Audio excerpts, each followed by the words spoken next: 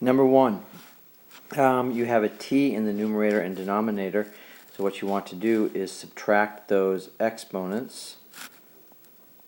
So r cubed t to the negative 7th minus 5.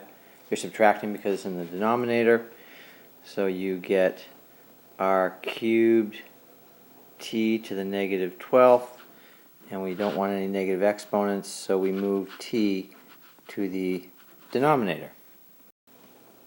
Number 2, you have a negative exponent outside the parentheses. So what you want to do first is flip what's inside the parentheses. Make this 5m over a cubed. Now it's to the 4th power. Next, you distribute that 4th power to each of the terms. So you're going to have 5 to the 4th power times m to the 4th power over a. When you raise a power to another power, you multiply. So 3 times 4, not times, it's going to equal 12. But 3 times 4. So we end up with 5 to the 4th is 625 m to the 4th over a to the 12th. So that would be the answer to number 2. And I should have boxed the answer to number 1. There it is up there.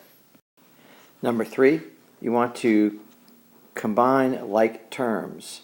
So you see I have c cubed, c to the negative 1, c to the 0. Anything to the 0 power is just 1, so that goes away.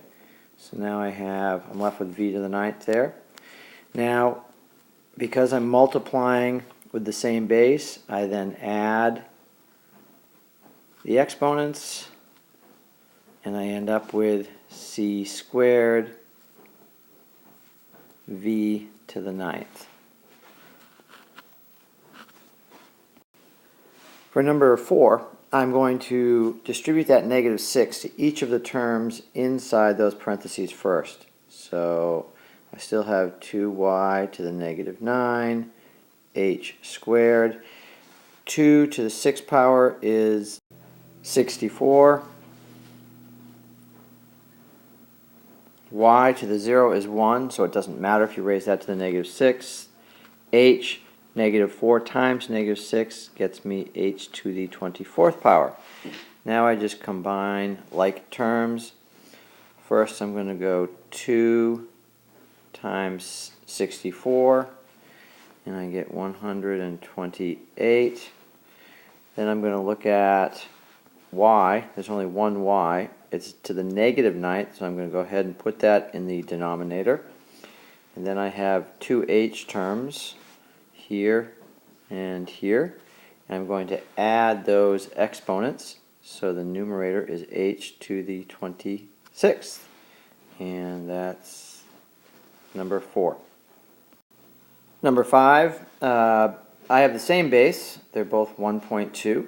So I can combine those exponents. And I'm going to get 1.2 to the 3rd power. Then I just plug it in my calculator. And you get 1.728.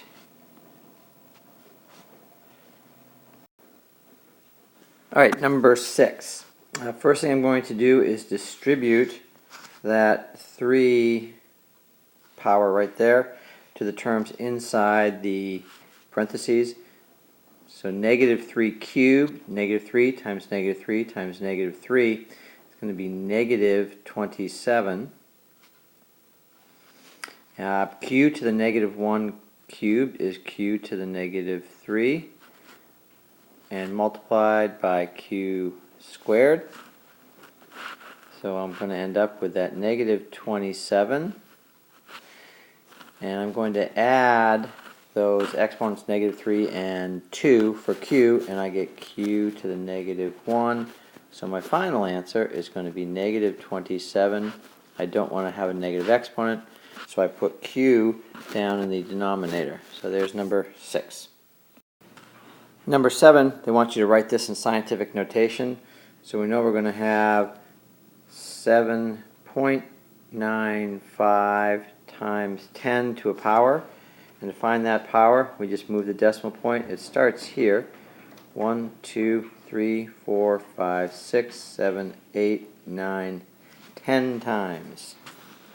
So we have to the 10th power, and that's that. Next problem, same idea. We're going to have 4.05. Again, this number here must be less than 10 and greater than or equal to 1. And now I'm going to move my decimal 1, 2, 3, 4, 5, 6, 7, 8 times. So it's times 10, and this time it's to the -8th because it's a decimal. It's a very small number. This problem, I'm going from scientific notation to standard form. So I'm going to come over here. I'm going to write 8.4, and then I'm going to move the decimal 6 times. So 1, 2, 3, 4, 5, 6. So it goes there. And then I just need to fill in all those zeros. 1 there, 1 there, there, and there. You'll notice that there's one less zero than the negative exponent. And that should always be the case.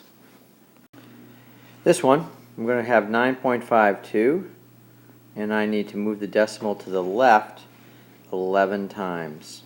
So 1, 2, 3, 4, 5, 6, 7, 8, 9, 10, 11. There's my decimal. Now I just put the zeros in here. 1, 2, 3, 4, 5, 6, 7, 8, 9. Now you'll notice that they're only, I'll put some commas in here to make it easier to read. And now I can get rid of that decimal there so I don't get confused. You'll notice that there's only 1, 2, 3, 4, 5, 9 zeros. You have to be careful. The rule that we saw in number 9, where there's going to be 5 zeros when it was to the -6, isn't quite the same when it's a positive exponent. It all depends on how many digits after the decimal there are in your original number, and that will then affect how many zeros there will be in your final answer.